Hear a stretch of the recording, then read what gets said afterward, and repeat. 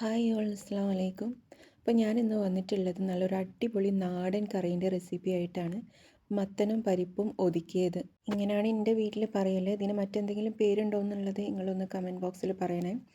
അപ്പോൾ വീഡിയോയിലേക്ക് പോകുന്നതിന് മുമ്പ് നിങ്ങൾ ആരെങ്കിലും എൻ്റെ ചാനൽ ആദ്യമായിട്ടാണ് കാണുന്നതെന്നുണ്ടെങ്കിൽ പ്ലീസ് ഒന്ന് സബ്സ്ക്രൈബ് ചെയ്ത് സപ്പോർട്ട് ചെയ്യണേ. കൂടെ കുഞ്ഞ് ബെല്ലൈക്കണും കൂടെ ഓൾ എന്ന ഓപ്ഷനും കൂടി കൊടുക്കാൻ വേണ്ടി മറക്കരുതേ. അപ്പോൾ നമുക്ക് വീഡിയോയിലേക്ക് പോവാം. അപ്പം ഞാൻ അതിനായിട്ട് എടുത്തിട്ടുള്ളത് പരിപ്പാണ്. ഇത് തൂരപ്പരിപ്പാണ് ഞാനിപ്പോൾ എടുത്തിട്ടുള്ളത്. കടലപ്പരിപ്പ് വേണമെങ്കിലും എടുക്കാം. ഞാനിതൊരു 15 മിനിറ്റ് കുതിർത്ത് വെച്ചിട്ടുള്ള അരക്കപ്പ് പരിപ്പുണ്ട്. ഇത് നമുക്കത് കുക്കറിലിട്ട് ഹൈ ഫ്ലെയിമിൽ 2 വിസിൽ വരെ വരുന്നത് വരെ നന്നായിട്ട് വേവിച്ചെടുക്കാം. ഒരുപാട് വെന്ത് കുഴയാത്ത തരത്തിൽ വേവിച്ചെടുക്കണം കേട്ടോ. അപ്പോൾ നമുക്കിനി കറി ഉണ്ടാക്കാനായിട്ട് തുടങ്ങാം. അപ്പോൾ ഞാനൊരു ചട്ടി വെച്ചിട്ടുണ്ട്. അതിലേക്ക് ഞാൻ മത്തൻ ഇട്ട് കൊടുക്കുന്നുണ്ട്. അത്യാവശ്യം വലിയ കട്ടാക്കിയിട്ടാണ് ഇട്ട് കൊടുത്തത്. എന്തായാലും ഇത് ഉടങ്ങി പോകാനുള്ളതായതുകൊണ്ടാണ്. ഇനി ഇതിലേക്ക് ഒരു 5 ചെറിയുള്ളി കൂടി അരിഞ്ഞിട്ട് ഇതിലേക്ക് ഇട്ട് കൊടുക്കുന്നുണ്ട്. കൂടെ തന്നെ ഞാനൊരു 1/4 ടീസ്പൂൺ മഞ്ഞൾപ്പൊടിയും കൂടെ ചേർത്ത് കൊടുക്കുന്നുണ്ട്. ഇനി ആവശ്യത്തിനുള്ള ഉപ്പുകൂടി ചേർത്ത് കൊടുക്കാം. ഞാൻ പരിപ്പ് വേവിക്കുമ്പോൾ ഉപ്പിട്ടിട്ടില്ല, മൊത്തമായിട്ടുള്ളത് ഇതിലാണ് ഇട്ടിരിക്കുന്നത്. ഇനി മത്തൻ വേവാൻ ആവശ്യത്തിനുള്ള വെള്ളം കൂടി ഒഴിച്ചു കൊടുക്കുക. ഒരുപാട് വെള്ളം ഒഴിക്കേണ്ട, ഇതൊരു തിക്കായിട്ടുള്ള കറി ആയതുകൊണ്ട് തന്നെ ഒരുപാട് വെള്ളം ഒഴിക്കരുത്. ഇനി എല്ലാം കൂടെ നന്നായിട്ട് മിക്സ് ചെയ്യാം. ഇത് 250 ഗ്രാം മത്തൻ ഉണ്ട് കേട്ടോ. ഇനി നമുക്കിത് അടച്ച് വെച്ചിട്ട് വേവിച്ചെടുക്കാം.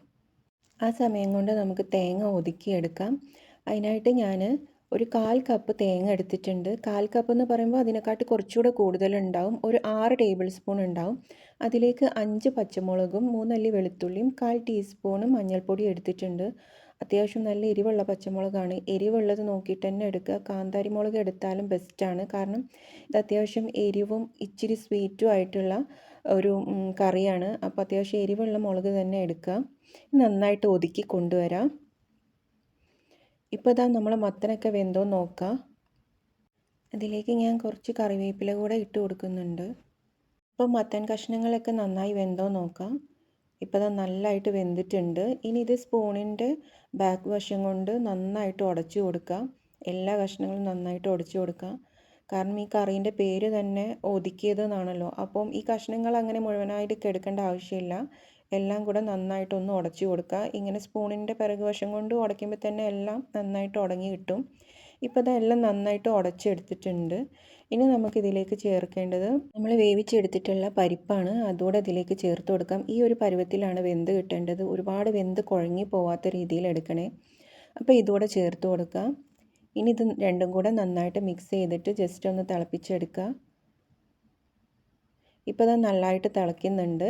ഇനി നമുക്ക് ഇതിലേക്ക് തേങ്ങ ഒതുക്കിയത് കൂടെ ചേർത്ത് കൊടുക്കാം. ഈ ഒരു പരുവത്തിലാണ് ഒതുക്കിയെടുക്കേണ്ടത്. നമ്മൾ തോരന് ഒതുക്കുന്നതിനെക്കാട്ടിലും ഇച്ചിരി കൂടെ കൂടുതലായിട്ട് അരയണം. അപ്പോൾ നമുക്കിത് ഈ പരിപ്പിലേക്ക് ചേർത്ത് കൊടുക്കുക. എന്നാൽ ഒരുപാട് അരഞ്ഞും പോകരുത് കേട്ടോ. ഒതുക്കിയെടുത്താൽ മാത്രം മതി. ഇനി ഇതെല്ലാം കൂടെ നല്ലതായിട്ട് മിക്സ് ചെയ്യുക. പിന്നെ എൻ്റെ ചട്ടി ചൂടായത് കാരണമാണ് ഇതിങ്ങനെ തിളച്ചുകൊണ്ടിരിക്കുന്നത്.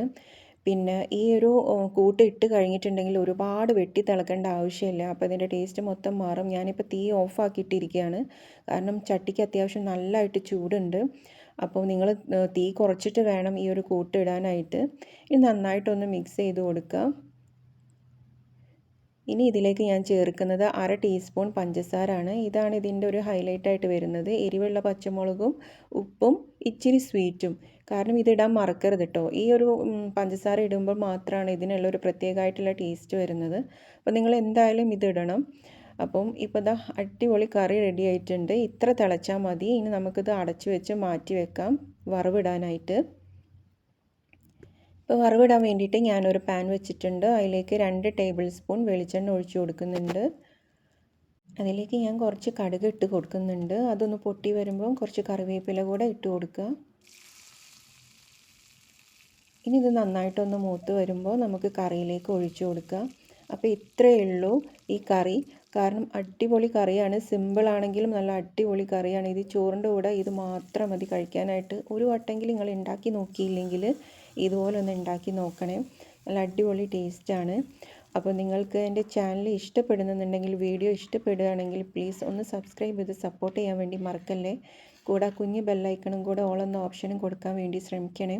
അപ്പോൾ എല്ലാവരും ഇതൊന്ന് ഒരു വട്ടമെങ്കിലും തയ്യാറാക്കി നോക്കണം. അത്രയ്ക്ക് ടേസ്റ്റാണ് ഈ കറി. നല്ല എരിവും കുറച്ച് ഉപ്പും കുറച്ച് സ്വീറ്റ് ആയിട്ടുള്ള നല്ലൊരു അടിപൊളി കറിയാണ്. അപ്പോൾ നിങ്ങളെല്ലാവരും ട്രൈ ആക്കണം. അപ്പോൾ മറ്റൊരു വീഡിയോയിലൂടെ ഇനി കാണാം. Thank you.